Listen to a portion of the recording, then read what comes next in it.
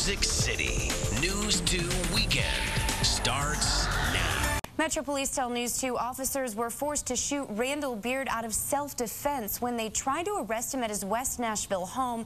But tonight, his wife tells News 2's Joseph Pleasant her husband did not need to die. News 2. As standard procedure, both officers involved are on administrative leave pending the outcome of an investigation. Officer Eric Bacon fired the shot that killed Beard. He is a 5-year veteran of the force. Officer Tim Weaver, who was with Bacon, is a 17-year veteran. New tonight, an explosion may have caused a Knoxville area home to catch fire. You can see the smoke-filled sky, and only a shell of the house was left after firefighters put out the flames. The homeowner was hurt. Neighbors say they knew from the sound that something bad had happened. It was game day, and we heard this ungodly noise I've never heard in my life. This loud boom, and this shook. And we come running out of the garage. I looked one way, and he looked the other. And he said, look, and we looked down here, we could see the house, and it was just splintered. The cause of the fire is under investigation.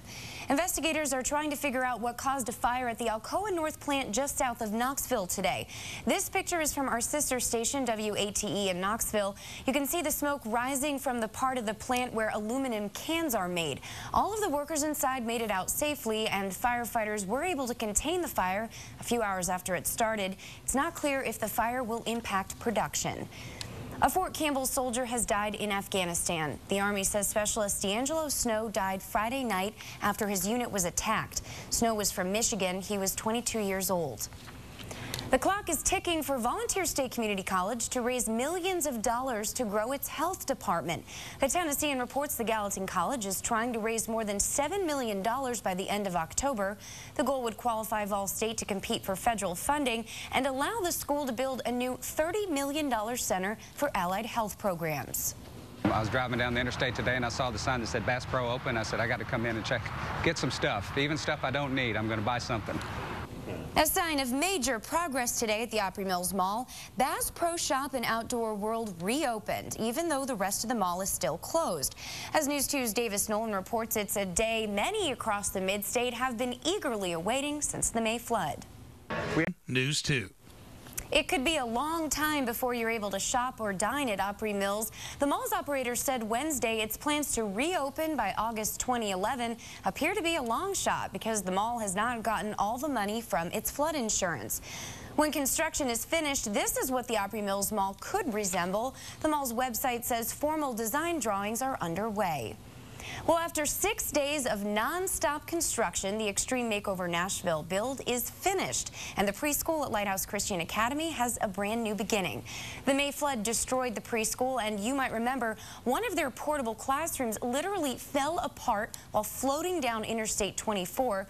This afternoon, the school's headmaster thanked LP Building Products and Hardaway Construction for bringing their school back to life. Just a few days ago, this was a giant rock quarry. We called it our rock quarry pit, and that's exactly what it was. And Hardaway Construction and LP Building Products and all the volunteers, our community, has turned into the most beautiful, to the centerpiece of Lighthouse Christian School. The president of Tennessee State University also presented the headmaster's 2 children with full scholarships to the university. That episode airs right here on News 2 in November. The North Nashville Flood Relief Group is stepping up, going door to door to make sure people still trying to recover get help. Teams of 2 dressed in bright green shirts will be knocking on doors starting Monday, September 20th through October 2nd. They'll be asking residents what they still need to get back on their feet. They'll also staff a walk-in clinic at 3514 West Hamilton Avenue.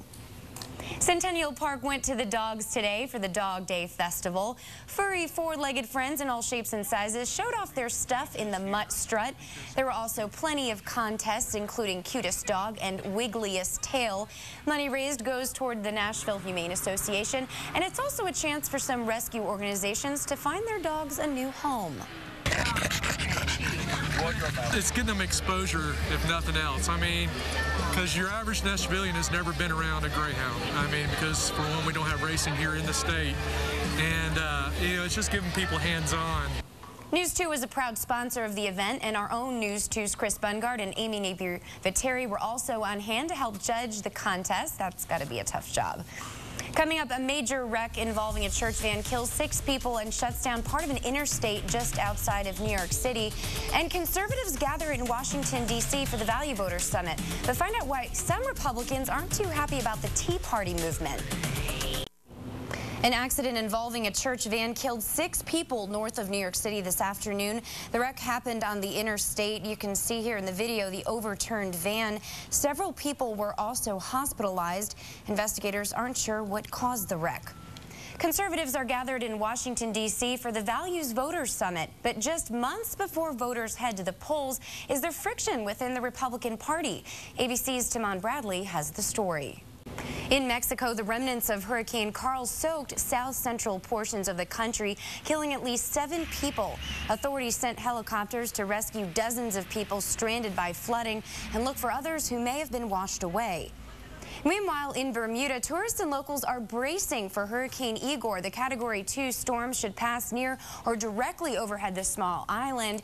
This is where the hurricane is right now. Here's Bermuda, so it's going to go right over there. That's where we find ABC's David Curley. Thanks, John. Stick around, everyone. Justin has a final look at your forecast when we come back. Everybody, bring your sunscreen. See you tomorrow.